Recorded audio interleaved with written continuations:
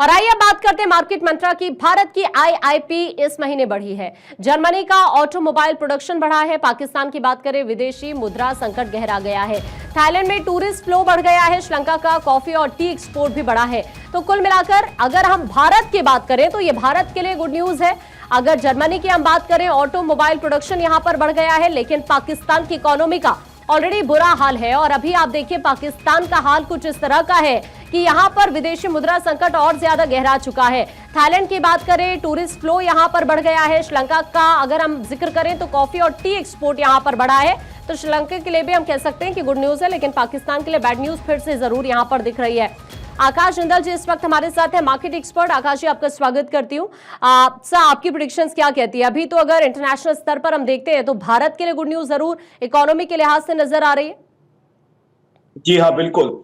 Globally देखा जाए तो हिंदुस्तान की स्थिति काफी अच्छी है इसमें, क्योंकि हिंदुस्तान का जीडीपी ग्रोथ दुनिया की बड़ी इकोनॉमीज में से फास्टेस्ट है। अगर हम जनवरी टू मार्च 2025 का डेटा लगाते हैं तो 7.4% की हमारी जीडीपी ग्रोथ है। अभी उससे कंपैरिजन करें जापान की इस पीरियड की -0.2% है। जर्मनी से देखें 2023 और 2024 दोनों में नेगेटिव जीडीपी ग्रोथ रही है। उसके अलावा अगर यूके का देखें तो उसकी भी सितंबर और अक्टूबर 2024 में नेगेटिव जीडीपी ग्रोथ रही है।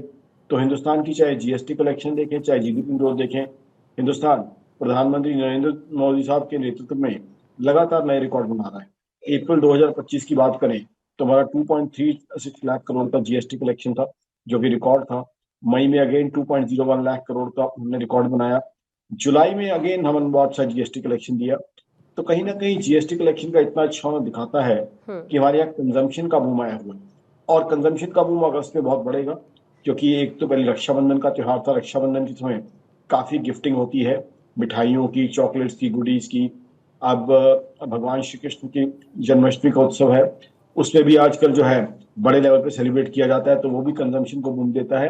आगे चल के भगवान श्री गणेश का उत्सव है। तो ये सारे उत्सव एक तरफ तो रिलीजियस एंगल है ही है, दूसरी तरफ कंजम्पशन को बूस्ट करते हैं। कंजम्पशन को बूस्ट करते हैं तो जीएसटी कलेक्शन भी बढ़ती है, जीडीपी ग्रोथ भी बढ़ती है, एम्प्लॉयमेंट जनरेशन भी होती है। और अब हम पूरे फेस्टिवल सीजन में एंटर करने जा रहे हैं। उसकी कुछ देर बाद दशहरा आ जाएगा। बिल्कुल। फिर दीपावली पे तो हम जानते हैं कैसे ऑटोमोबाइल और घरों की खरीदारी होती है। तो हिंदुस्तान की इकोनॉमी बूम कर रही है।